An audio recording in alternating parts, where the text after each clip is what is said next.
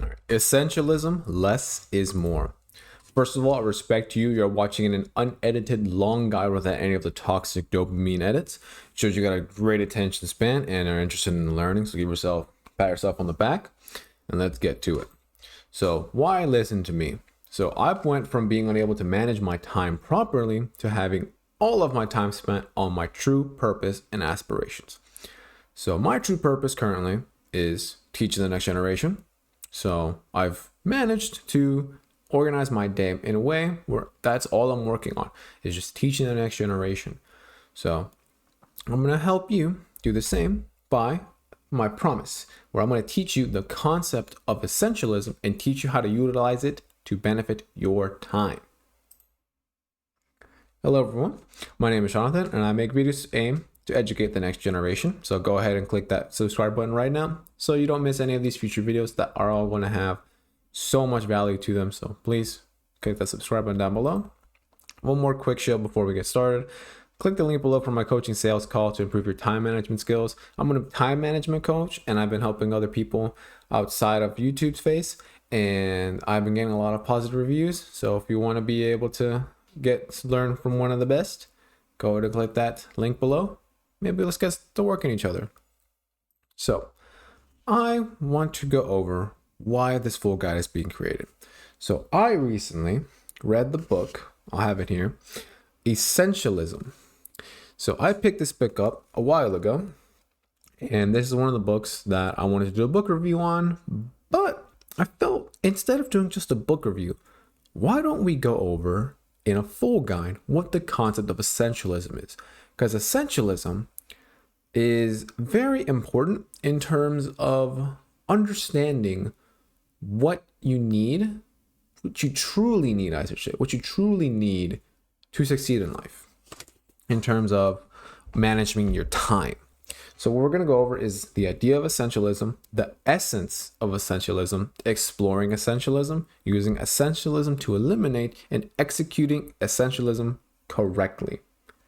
So all of these things, what I'm about to go through is directly from the book, and I'm going to give my own anecdotes as well, because I feel there are some points that I personally resonate with, and I can give more insight as well if you might be a little bit confused. So this image is the basic idea of what essentialism is. So you have two differing circles, and they all represent energy, your personal energy, brain points, whatever thing you want to consider.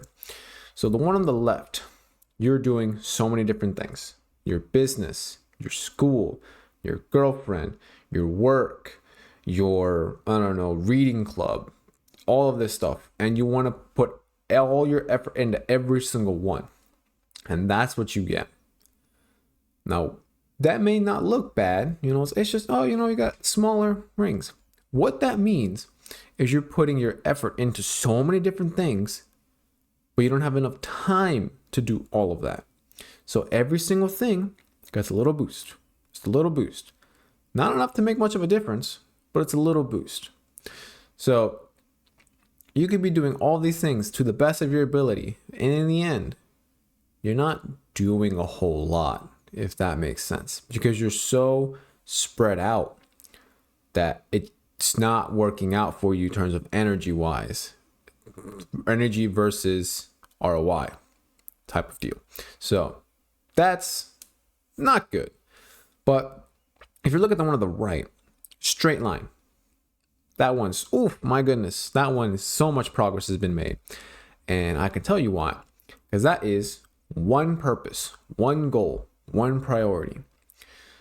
So if you're able to do this and think about it and internalize this image in your head, it will make sense why essentialism will always win out.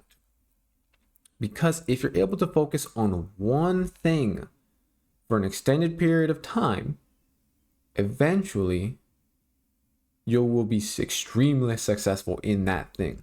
So currently, I would say I'm on my second ring of the right. So after you build it up for a while, it'll get to a point where it's second nature to you. You don't have to think. You already know what to do. So you just do it. So you can start building another skill. So the first skill for me was the book business. I know all the ins and outs of books. I know where to get books, how to get books, cheapest books, you name it, I probably know about it. So I don't have to think about that anymore. I just do it. Autopilot. I can just turn off my brain, get the work done, and move on. It's not hard anymore. I can put more energy into it, of course, but at this point, I'm better off spending my time somewhere else. So I'm currently building up my YouTube game. So now, if I were to add, it would be a little line similar to the one on the energy on the left, but that's going to progressively grow because that is going to be my main focus now. And you see where the difference is.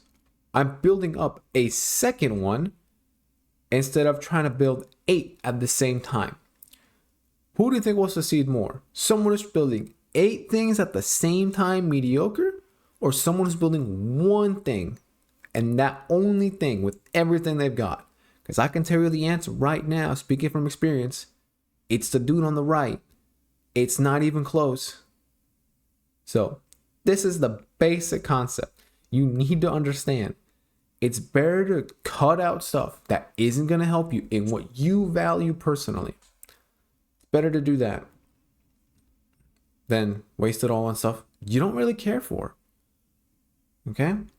So let's start with the essence of essentialism. So we have choose, discern, and trade-off. And as I said, all of these will be from the book itself. I would personally recommend reading it so you get more in-depth, potentially, answers. And I'm going to be reciting it verbatim and giving my 2 cents. So, choose, the power of choice. So ask yourself this right now, in your mind or out loud. If you could do only one thing in your life right now, you don't get anything else, one thing, what would you do? I'll give you a couple seconds. Now, what is your purpose right now, and does it align with your response to this question?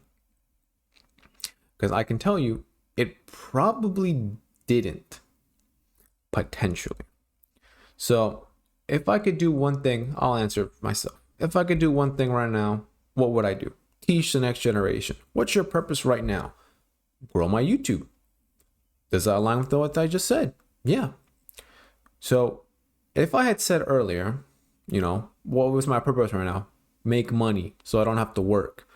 What's the one thing I could do right now? Teach the next generation. It doesn't really work because that's different things for me.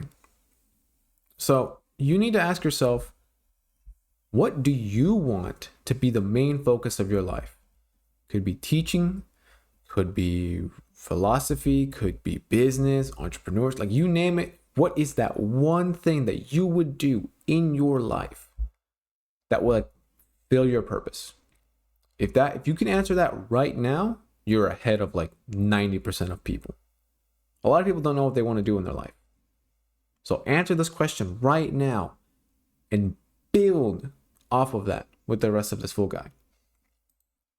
So you have to discern now the unimportance of literally everything else. We live in a world where almost everything is worthless and a very few things are exceptionally valuable. So you need to shift your mindset from everything is essential, you need everything to succeed, to everything is non-essential. There's a lot of things that you're probably doing right now that if you cut out would give you back a lot of time and would give you a lot more time to dedicate to your single goal. So what was that for me? Well, I thought video games were essential. I thought going out with friends was essential. I thought a bunch of other bad habits, junk food and stuff, was essential to living a good life.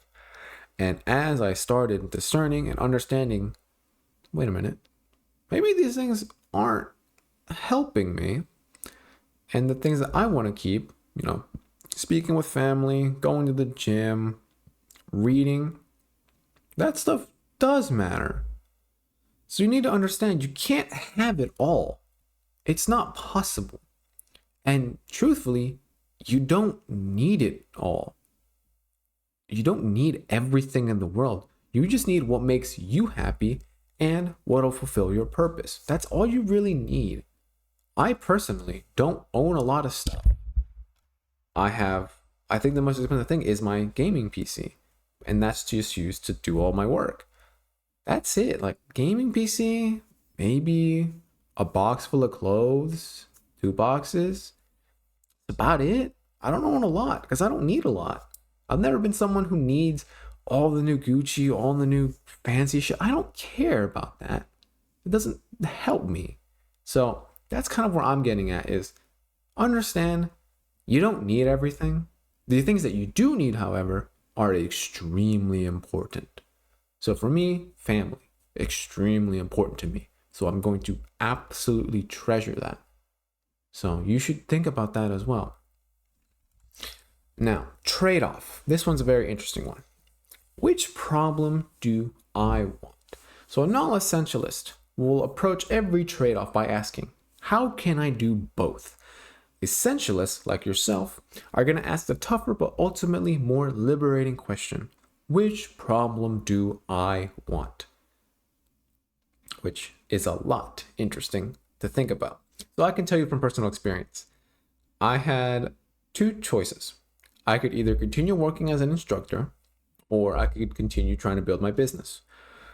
So I thought, okay, how can I do both for a while? And all I can tell you how I did both was very mediocre at best. Books did all right. The job was all right. It was all right. And then I eventually thought, all right, where could I get more success from? What problem do I want to deal with? Because both have their issues, both have their cons, both have their pros. What do I want to deal with personally? Weighed them out, and books won. So right then and there, I made the decision. I'm going to quit my job. And I did.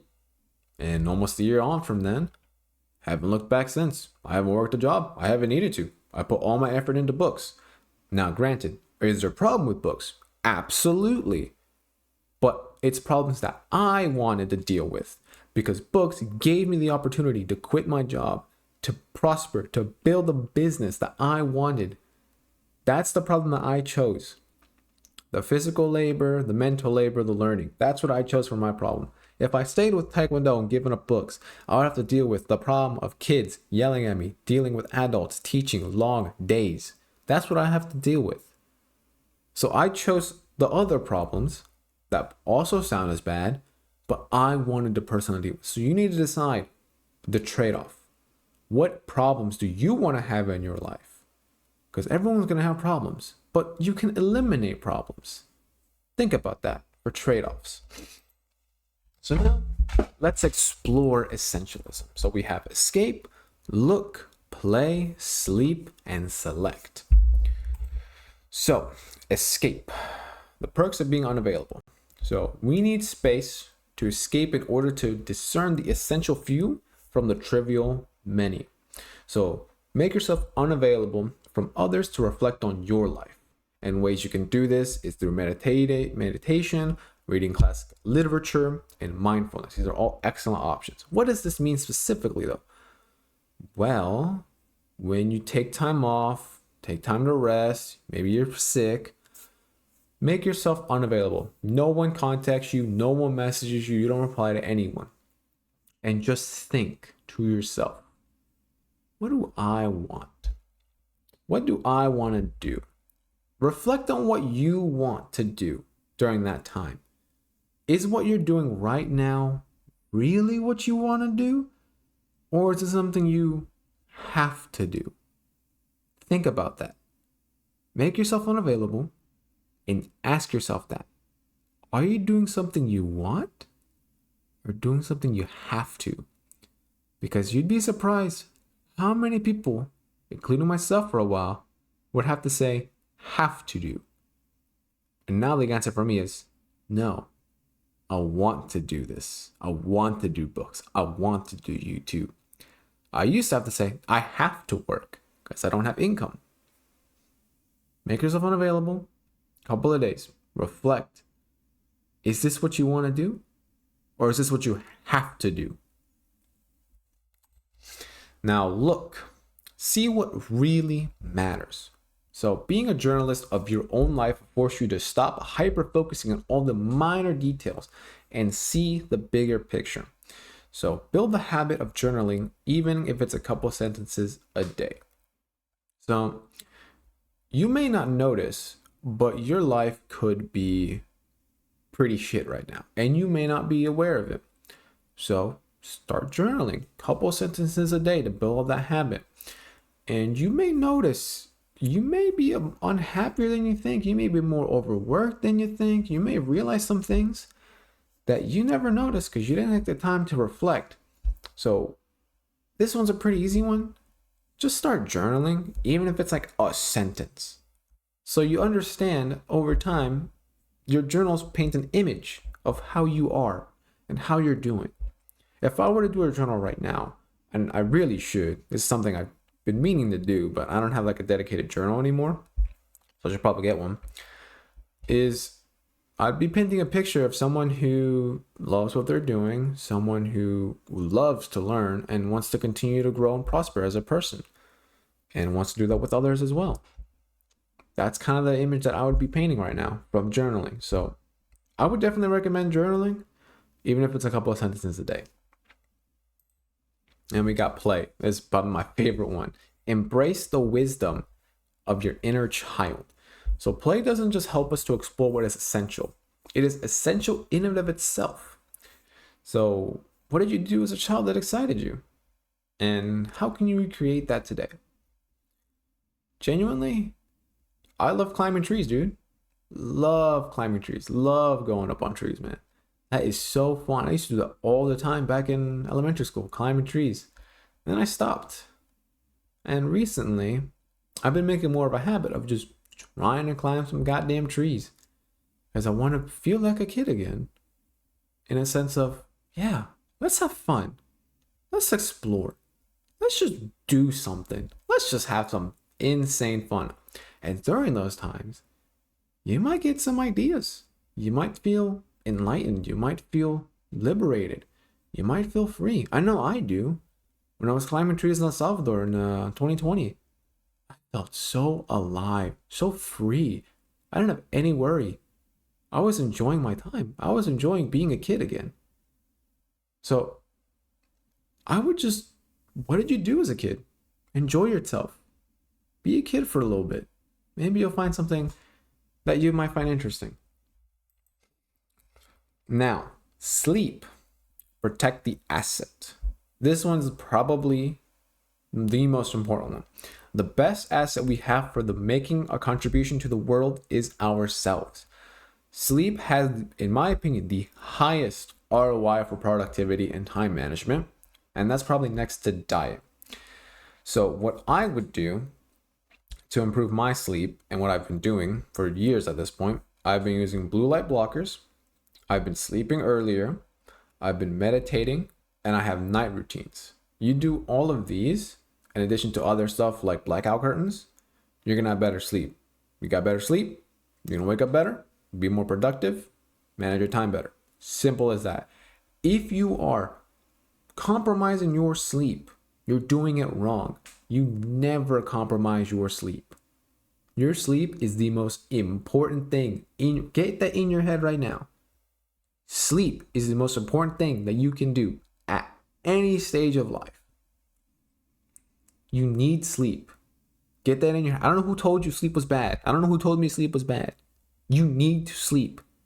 You get so many good things out of sleeping correctly. Keep that in mind. I may have a full guide in the future about sleep, but I'm pretty sure you can look up a bunch of guides on sleep, take something from it, and improve your sleep. Genuinely, sleep, you need it. Now, select the power of extreme criteria. So, if it isn't a clear yes, then it's a clear no. So now you've got opportunities coming down your pipeline, and you cannot say yes to all of them. So you need to select. You need to make sure that what you're choosing is absolutely 100% a yes. And if it's not, it's a no. So this is what they recommend in the book. Write down the opportunity, then create a list of 3 minimum criteria. So things that matter, but they're not the most important. Then you have to write down the extreme criteria, things that matter to you personally. And if a lot of them are no, then ignore it. So I can give you an example. So my YouTube channel. So criteria 1 for me was, can I make an income from it? Yes. Criteria 2, can I outsource it? Meaning, can I outsource what I do? Also, yes. I can outsource the thumbnails, the video editing, and such. Recording, I have to do, but I can outsource all the other stuff. And is it easy to learn? Also, yes. There's a lot of guides, there's a lot of learning, there's a lot of mentors that can teach how to do YouTube. So those 3 pass. So on to ideal criteria or extreme criteria. Am I truly interested in this? Do I really care about this? Yes. I've wanted to do this for a while, and I'm passionate on this. So of course I'm interested in this. Criteria 2, does it fulfill my purpose? Also, yes, my purpose is to teach the next generation. Bingo. And number 3, can I do this from anywhere? Also, yes. I can do it from wherever I want, whenever I want. I got a phone, I can record. Simple as that. So take this idea, if you want, and apply it to what you want to do. Does it fit this criteria or not? And if it doesn't, don't do it. If it does, great. That's something you can do. Obviously, you can edit it and all that, but this is the general idea that the book recommends you do. And I am a big fan of this because it limits what you do. And what you actually do truly does matter in terms of what you're doing with your time. So keep that in mind. Now we got to eliminate. My favorite part, removing stuff. So we have to clarify, we have to dare, uncommit, edit, and limit. So clarify, one decision that makes 1,000. So an essential intent is both inspirational and concrete, both meaningful and measurable. So I can give some basic ideas in terms of YouTube. You can obviously change these for your own liking. So measurable but not meaningful is record 30 videos. Great, I can do that.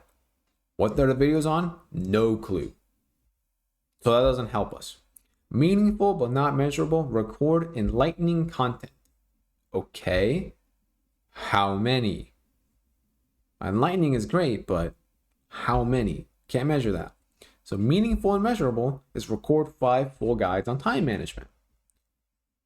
So once you clarify what you want to do as a clear goal, that it means something to you and you can measure, you're off to a great start, and you can do a lot more in terms of focusing your time and effort into that instead of kind of choosing whatever you want to do or whatever seems good that day. You know what you got to do. You do that thing right away. You're not wasting time. You're getting it done right away.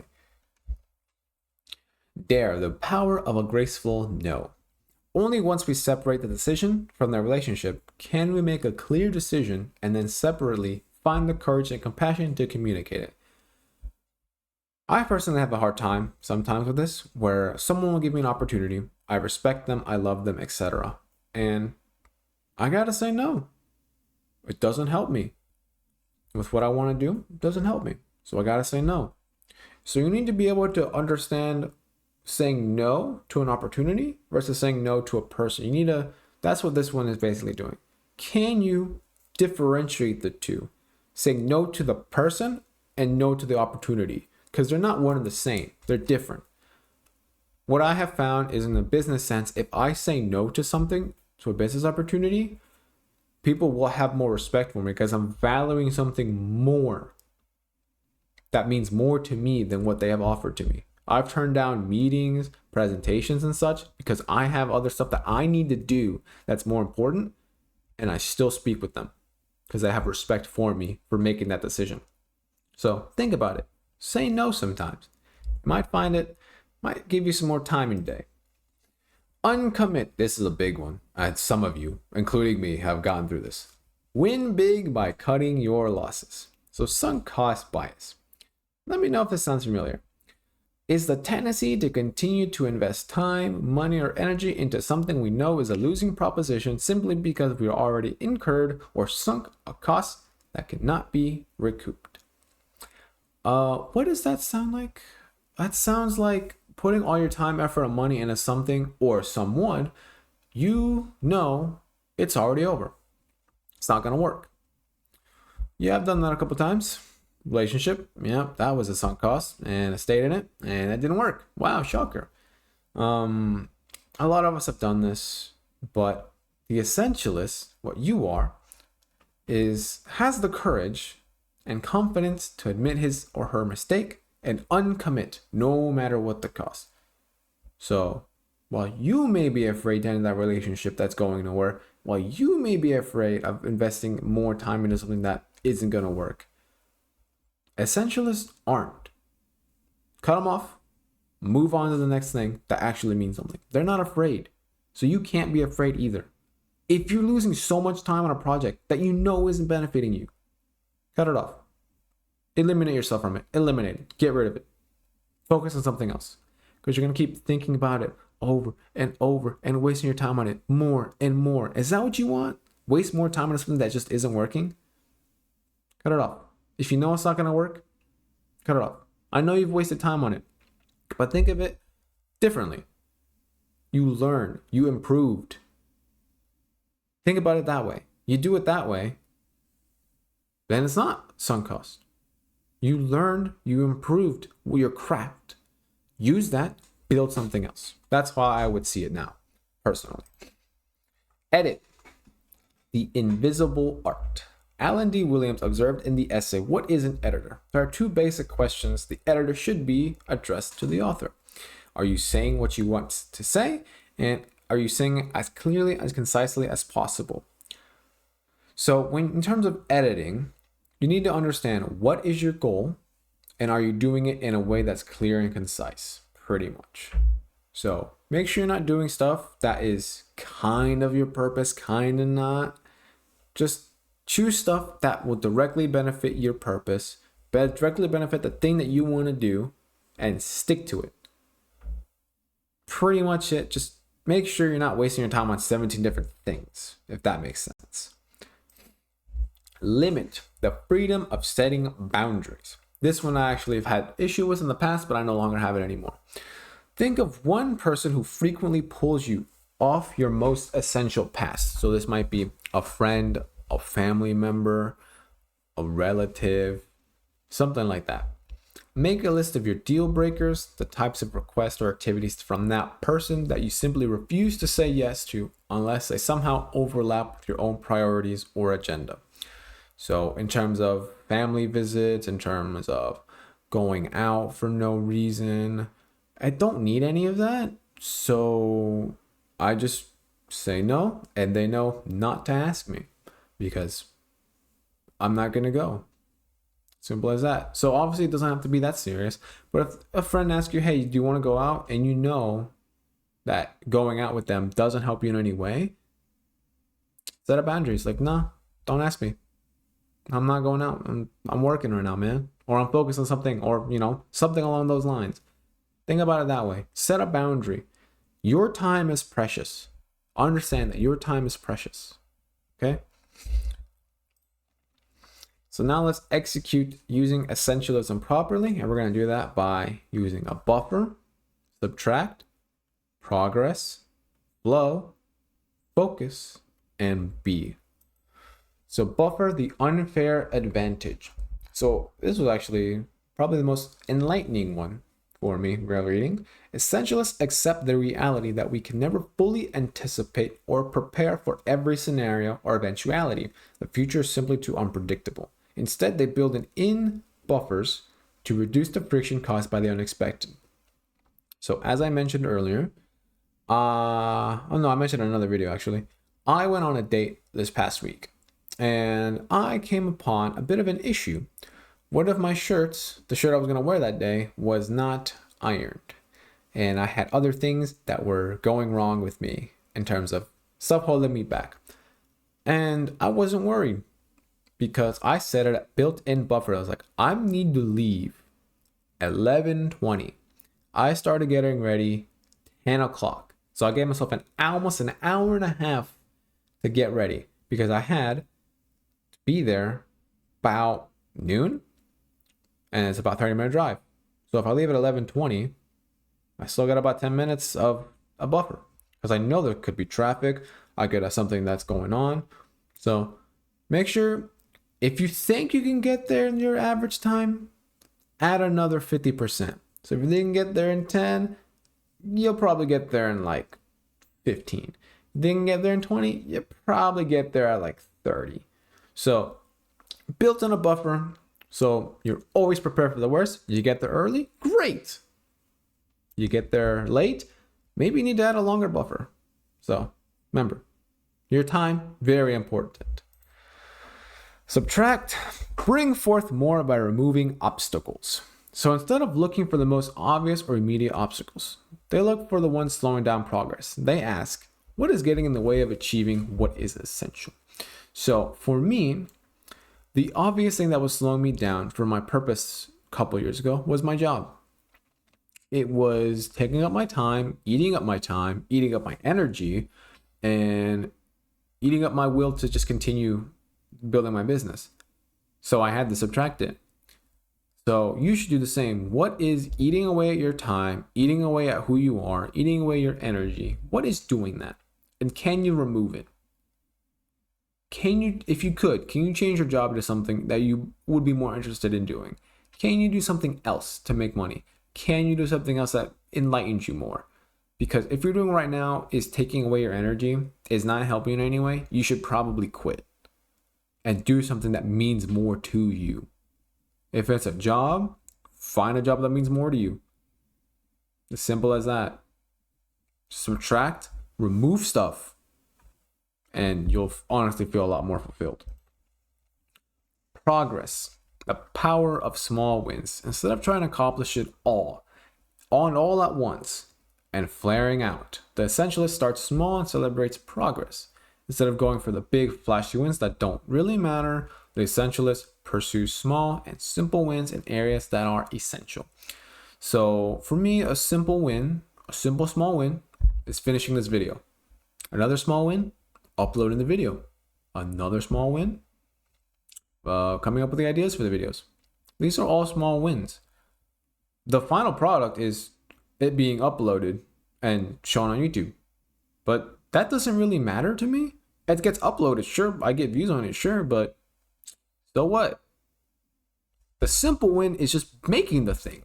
That's what excites me. That's what drives me. Small wins like this, that's for me personally. You have small wins yourself. So think about, for goal setting, think of small wins. Everything you do, you woke up, dude, fucking great job. Get to right on it, my guy. You started working immediately, fucking fantastic. Stuff like this, small wins, increment, eventually to big wins that really feel like something. That's the key to time management, is getting some small wins, slowly building them up, and after a month you're like, oh damn, look what all I did. Because you were able to manage your time in a manner that led you to get small wins. I'm just saying, time management works, man. Essentialism works. Flow. The essentialist designs a routine that makes achieving what you have identified as essential to the default position. So in this example, you've got work, 2 big blocks of work. Perfect. Today have 2 big blocks of recording. I think I'm recording 10 videos today. So I've designed my routine where after I finish this one, I got 2 more to record. I'm going to take a 30-hour break, come back and record 5 more, and then continue on my day. Simple as that. You need to create a routine, build a calendar like this one that clearly outlines what you're doing.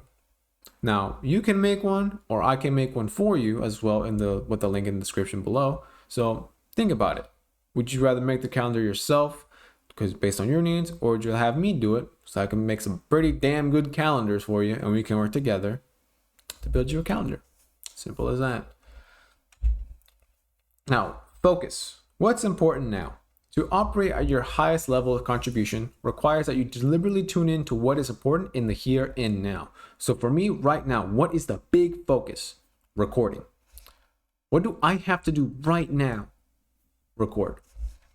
So what do you have to do right now? Learn, work, business. What is it that you have to do right now to get to that highest level of contribution in what you do? That's what you have to ask yourself for this one. What's important to you right now? And what can you do to accomplish that? Simple. If you understand that concept, everything else falls in line. Because you don't have to worry about other stuff. Focus on what you have to do and just focus on that. And finally is a B, the essentialist life. If you allow yourself to fully embrace essentialism, to really live it in everything you do, whether at home or at work, it can become a part of the way you see and understand the world. Whatever decision or challenge or crossroads you face in your life, simply ask yourself, what is essential? And eliminate everything else. Basically, what this is saying is that if you live the way of the essentialist in your daily life, you'll be able to see and understand better how the world works. And if you ever come across a couple of things in your mind, it's like, well, what truly matters? And whatever doesn't, you eliminate. So overall, I would say Essentialism is a book you should 100% read if you want to learn more about time management, productivity. Because what I instilled here was a pretty good summary of the book, but I would absolutely go out of my way to read this book. So I covered everything I promised to you, and my promise was I'll teach you the concept of essentialism and teach you how to utilize it to benefit your time. So how to use this to benefit your time is pretty simple. Make a calendar, understand your purpose, and do things that follow your purpose. And that's it. You don't do anything else. It's as simple as that. You have your purpose, the things that clearly work for your purpose, and a calendar that organizes all your tasks and such into a clear manner. That's how you do it. That's how I'm doing it, and that's how you should do it. So thank you guys for watching. Make sure to check out the links down below, and I'll see you guys in the next full guide. Thank you guys.